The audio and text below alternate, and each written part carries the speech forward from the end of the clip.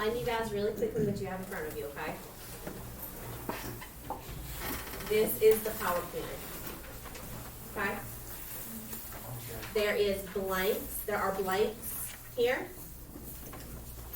The answers are on the slides. You're just going to fill them in. There are note blocks underneath. Those blocks are for anything else that I may say that you think is important that you want to add to your notes, okay? So today, we're talking about realism in American literature, which is from the years 1865 to 1914.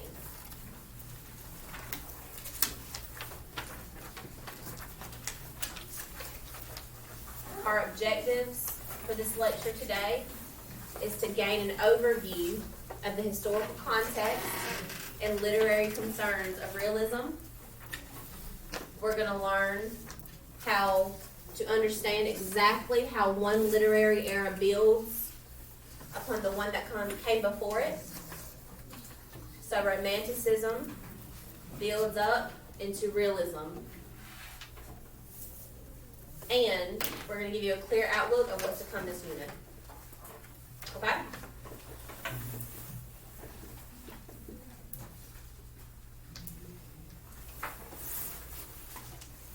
So the first section of our timeline of American literature is the Puritan era. So the Puritans only focused on God and religion. So everything they wrote during the 1600s and the 1750s is all religious work.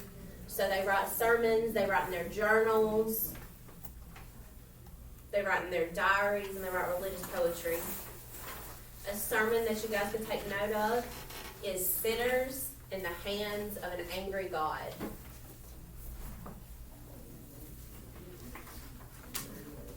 Next came the Age of Reason, which was the 18th and 19th century, so late 18th century, early 19th century. These authors focused on freedom in the New World. So this type of literature is speeches, essays, newspapers, and government documents. So the Declaration of Independence is one of the pieces of literature that would have been written during this time. Then we go into the Romanticism period, which is what we talked about last week with Walt Whitman. The Romantics moved away from those politics during the Age of Reason.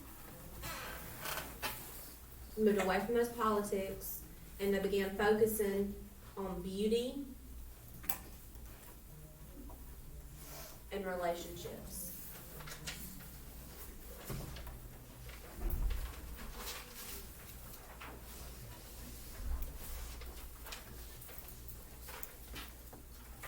Transcendentalism focused on finding the beauty and the spiritual truth in their own independence and the relationship with nature.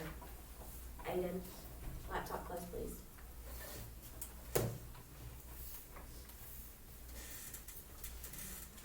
And then today, we're focusing on realism. So realists began to see nature as it really is. And it reflected the good and the bad. So because of the Civil War, people began to see the harsh realities of life. Okay? So what is realism? What is realism?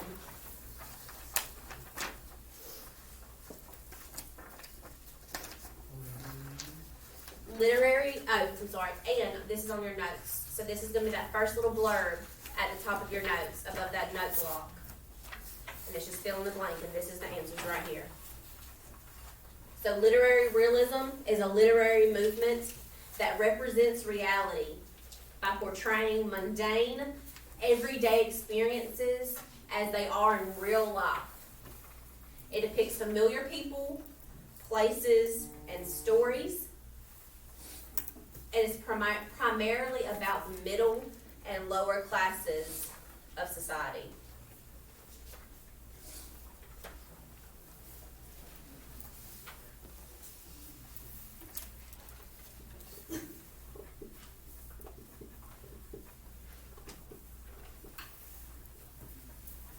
Try to make it easy for you guys. So for example, that first blank, there's two blanks back to back, it's two words.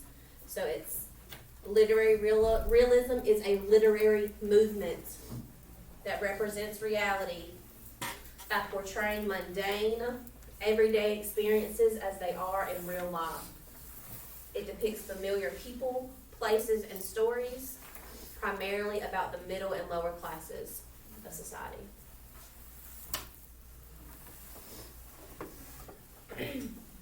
Next, we're going to talk about the elements of literary realism.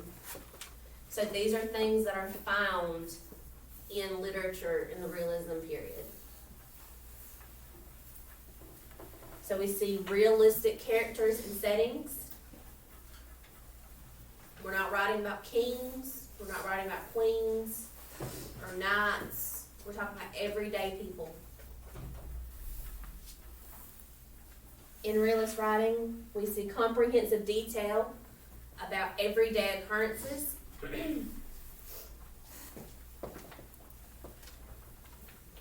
We see a plausible plot, which is a story that could happen in your town. We're not reading about Europe, we're not reading about France, we're not reading about 100,000 years ago. We're reading about right now, during this time period, real life experiences. We see real dialects of the area. We're seeing real dialects of the area. So we're hearing y'all. For example, if we were down here and reading about a high school student in Georgia, we're going to hear things like y'all, we're going to hear slang, we're going to hear the way people really sound. Character development is important in realism, and writers see an importance of depicting social class.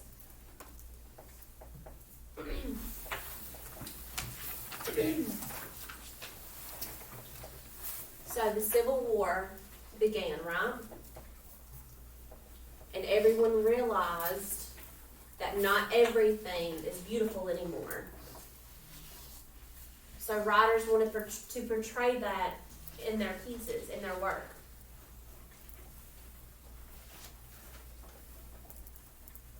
The nation was divided.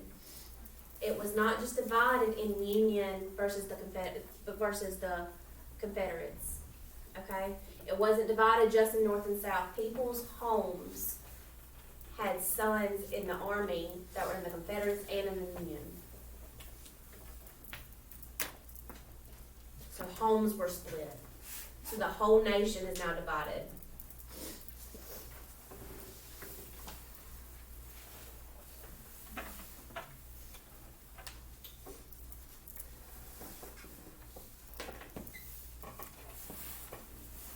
So writers began to focus on the good and the bad. So when the Civil War interrupts transcendentalism, do y'all remember who Walt Whitman is? Do y'all remember who Walt Whitman is? Did we read Songs of Myself last week, 52 and 33, by Walt Whitman? Okay, do y'all remember me telling you about the poem of 52, where he's in the air balloon and he's going up in the sky and he's looking over the whole world? That was a beautiful experience, right? We saw some beautiful places. He talked about being a hero. So that was during his transcendental poet time. Okay? He then transitions into be a realist poem. He becomes a realist. So he changes his focus on how he writes. He changes it from this beautiful, airy language into focusing on true people, good and bad. He writes Leaves of Grass, and he writes Oh Captain, My Captain. We're going to read this poem next week.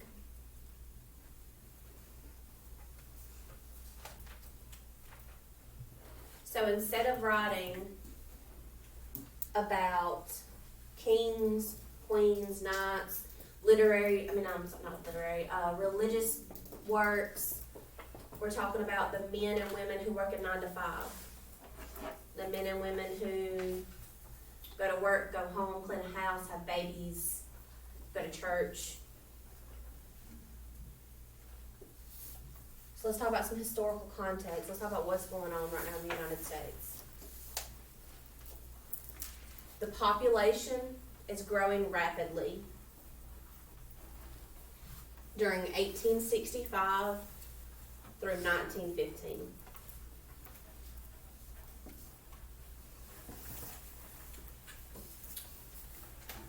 Science, industry, and transportation are expanding.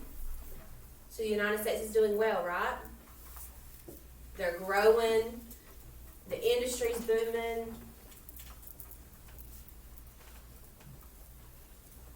Literature is also growing. However, instead of it being focused on the Romantics and the Transcendentalists, we're focusing on realism.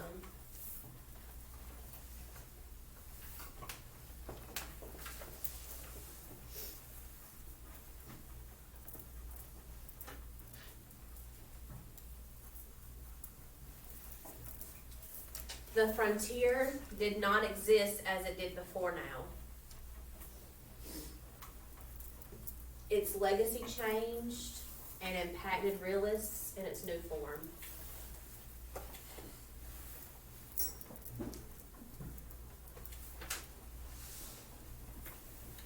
The Civil War happens, and because of that, Americans were less certain and less optimistic about the future.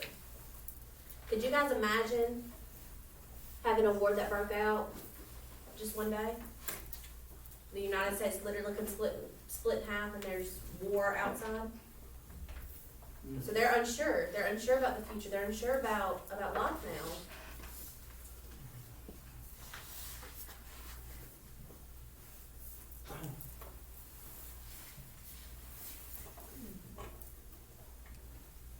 So the idealism of the Romantics and the philosophy of the Transcendentalists seemed out of date.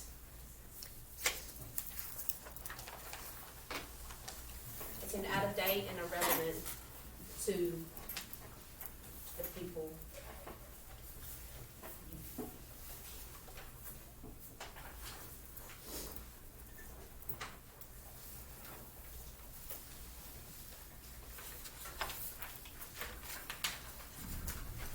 Is everyone okay? No? Okay.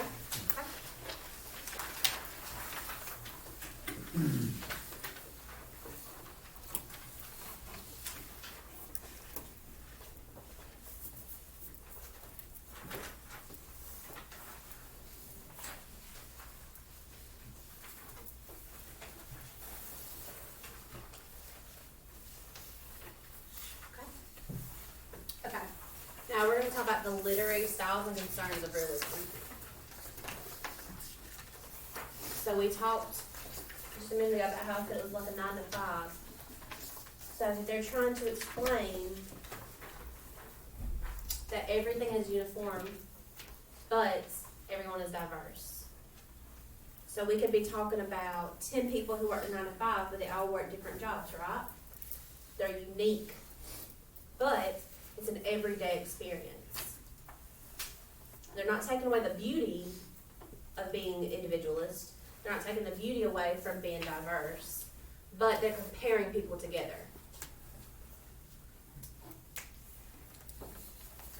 Ambrose Bierce said, "The art of depicting nature as it is seen by toads, and a story written by a measuring worm." Doesn't seem real special, right? To hear a story of nature from toads. They're just explaining their everyday life, right? Because they live there.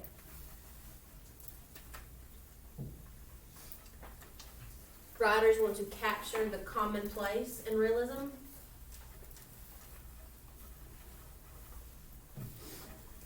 For Twain and other authors, narrative voice is one of the divisions. Before and after the war, it became conventions versus personal convictions.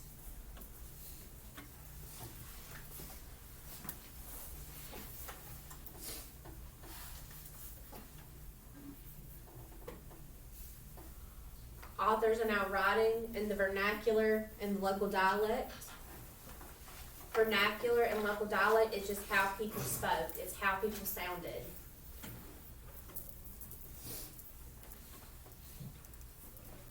We see local stories.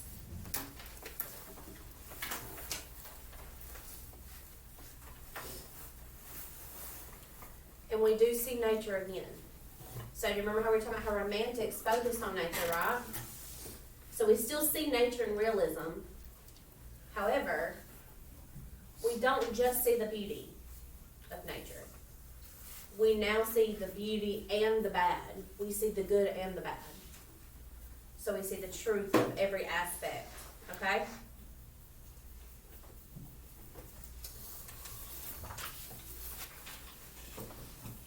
So we have two stories here, two quotes. This one is from The Adventures of Huckleberry Finn. This one's from The Prairie. This one is romantic. This one is realism. So we're going to read those together real quick. The trapper was placed on a rude seat which had been made with studied care. His body was placed so as to let the light of the setting sun fall full upon the solemn features.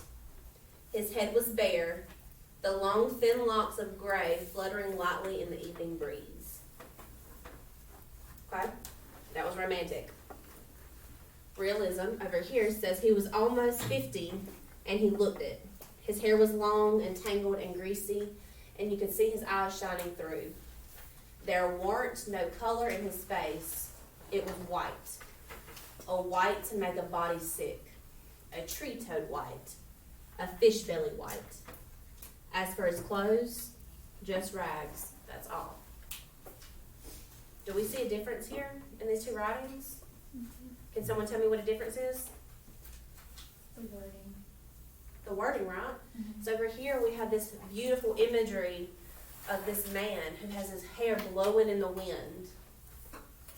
But on this side we see another man, and he's dirty, he's wearing rags. It says his hair is long, tangled, and greasy.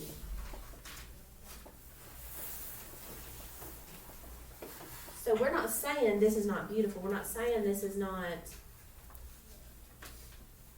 pretty. It's just not perfect. It's not perfect, right?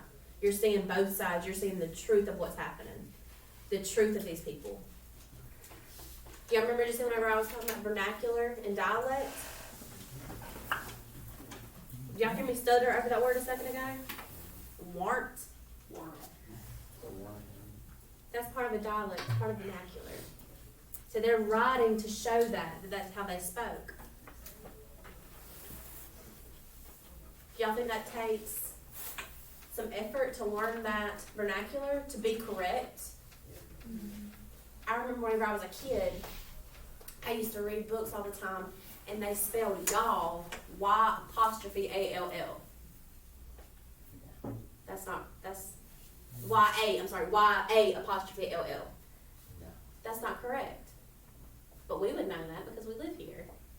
We know how to say y'all. Alright, so we're going to play a really quick game. I'm going to read some statements. Some of them are true, some of them are false. If they're true, I need a thumbs up. And if they're false, I need a thumbs down. Okay? Romantics depicted everyday people. True or false? False. Which one depicted everyday people? Realism, right? Okay? Realism celebrated artistic creativity and imagination. True or false? False. That was Romantics, right?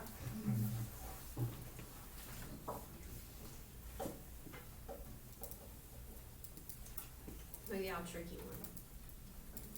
Realism depicted nature. True or false? It's true, right? It's true. So what's the difference in Romantic's nature and realist's nature? Romantic nature is depicted as perfect and almost surreal, but realist nature was the hard truth. It was the ugly nature. Absolutely. Everybody hear her? Yeah. Okay. So Romantics used vivid sensory descriptions. They used personification. And they emphasized inspiration, subjectivity, and the primacy of the individual. As realism depicted everyday people, complex ethical choices are often the subject, and we used vernacular and local dialect. Next, we're going to talk real quick about some writers from realism. So we have Stephen Crane, who wrote The Red Badge of Courage.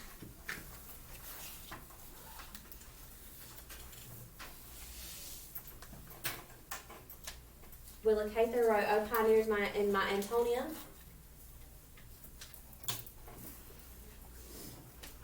Kate Chapin wrote Story of an Hour and Desiree's Baby. Mark Twain wrote Life on the Mississippi, The Adventures of Tom Sawyer, and The Adventures of Huckleberry Finn. And then at the bottom we have Ambrose Bierce, and he wrote An Occurrence at Owl Creek Bridge. We're going to watch this video tomorrow, and we're going to focus on the story next week. Okay?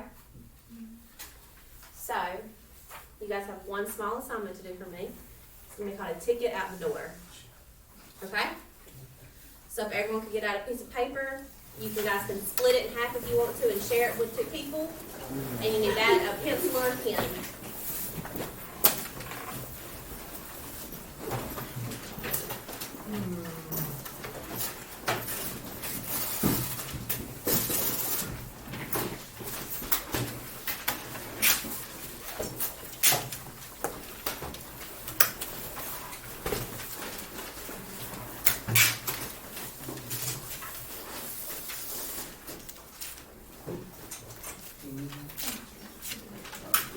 Okay. I need you guys to write 2 things. We're going to write 1 fact about Romanticism, and I'm going to write 1 fact about realism. It can be an author who wrote during that time period. It can be a title of a piece of work. It can be a literary device that's used, or it can be something that you guys heard in my PowerPoint. So 1 fact about Romanticism and 1 fact about realism. If you guys need to use your notes, you can.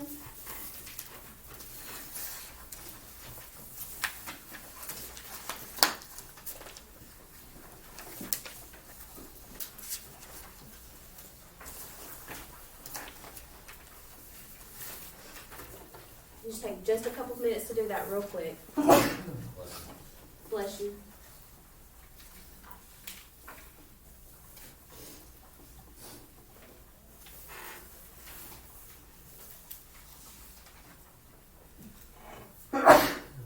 Bless you.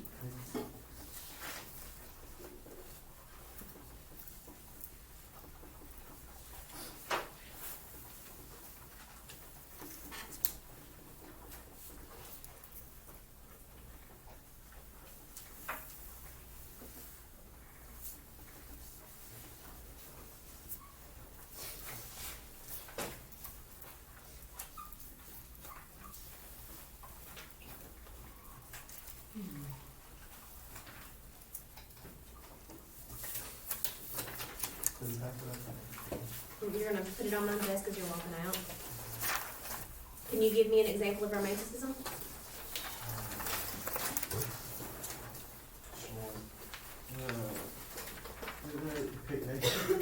Yeah, okay, so give me one about realism then. Taking everyday life. Absolutely, that's correct. Anybody else wanna give me an example of romanticism? Describing most things in their stories as perfect, one way or another. Absolutely. How about realism? Anybody can give me an example of realism? Describe things as they would naturally be in the real world. Absolutely, so they describe things that would naturally be in the real world. Does anyone have any questions? Okay, you guys can turn on your papers and whenever you leave, okay?